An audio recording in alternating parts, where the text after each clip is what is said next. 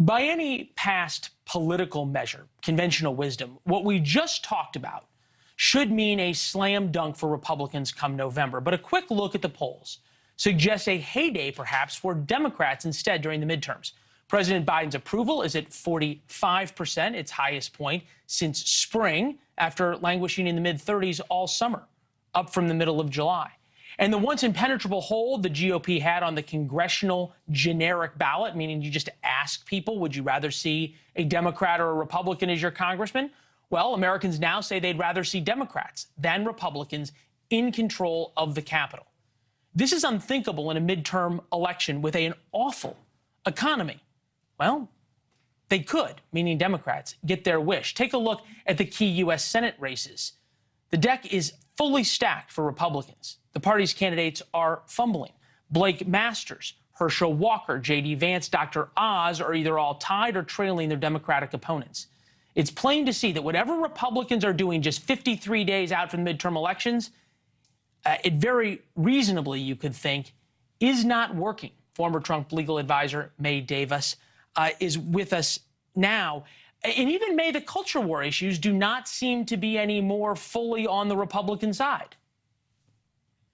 Yeah, I mean, I think some of these polls are showing the post-Dobbs effect. And so, you know, there was not a huge spike afterward. It's a gradual increase. And I think as we get further away from that date, you know, maybe Republicans are going to work on their talking points a little bit. You'll see that issue go away, because although people care about abortion and those types of issues, they really care a lot more about the fact that they can't get baby formula and that they can't afford groceries. So I do think you're going to see the economy start to re-pull its weight in these polls. You might be right.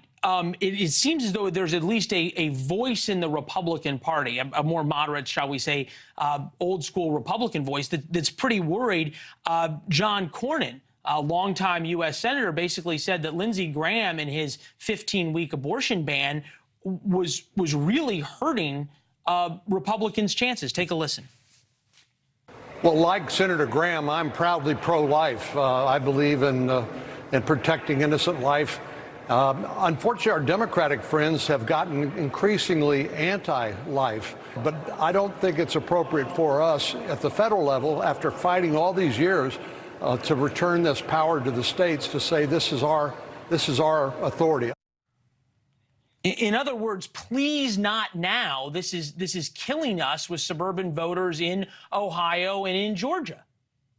Yeah, so I do think that was unnecessary and big time fault. Because help me understand, because the reason we have you on is because you're an honest broker of information from both sides of the Republican Party, or many sides of the Republican Party.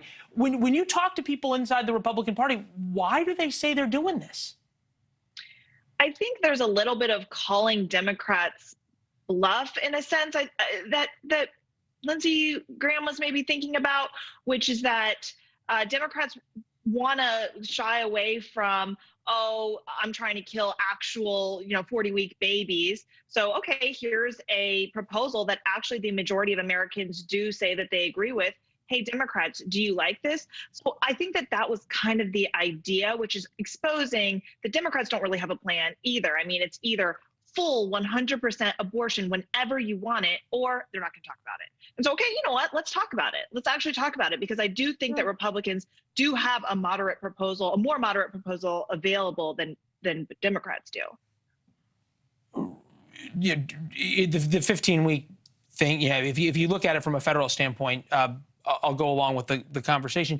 Is there a discussion right now in the Republican Party of needing some kind of reset? You have a Real Clear Politics piece that compared President Biden to Baghdad Bob, the guy who says everything's just fine while the house burns down around him. High inflation. Obviously, you've got the rise of China and Russia. I could go on the list, but still, this is working for Joe Biden. It is not working for Republicans. Where does the reset come to stop talking about Mar-a-Lago, abortion, Hunter Biden, and just start talking about the economy, stupid? Well, the reset's going to have to come from the media when every opportunity to talk about an issue, when all we're seeing is Mar-a-Lago and now abortion or climate change. I mean, gun control.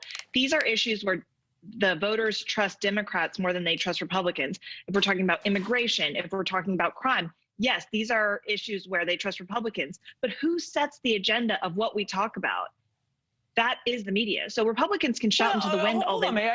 I understand the point, but the media perhaps loves money and ratings, especially television executives love ratings and money more than they necessarily love politics. The American people say they're most concerned about the economy. If that is what really was driving viewership, then that's what the media would be talking about, because it would drive ratings. Certainly did when gas prices were through the roof.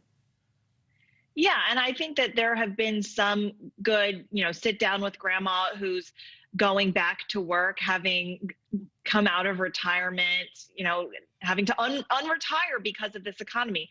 And if the media continues down that path, I think that will be helpful for Republicans. But the spicy issue is, January 6th is restarting. So now all of a sudden the media is chasing this shiny thing. January 6th is going to have another hearing. Well, people don't really care, and they're playing it anyway. And I think that actually the media ratings are down. They're not actually chasing the money. They're screwing this up. Fair enough. May, it's good to see you. Have a great weekend. Thanks, you too. Thanks for watching. Go to newsnationnow.com to find NewsNation on your television provider. And don't forget to subscribe. Click the red button to get more of NewsNation's fact-driven, unbiased coverage.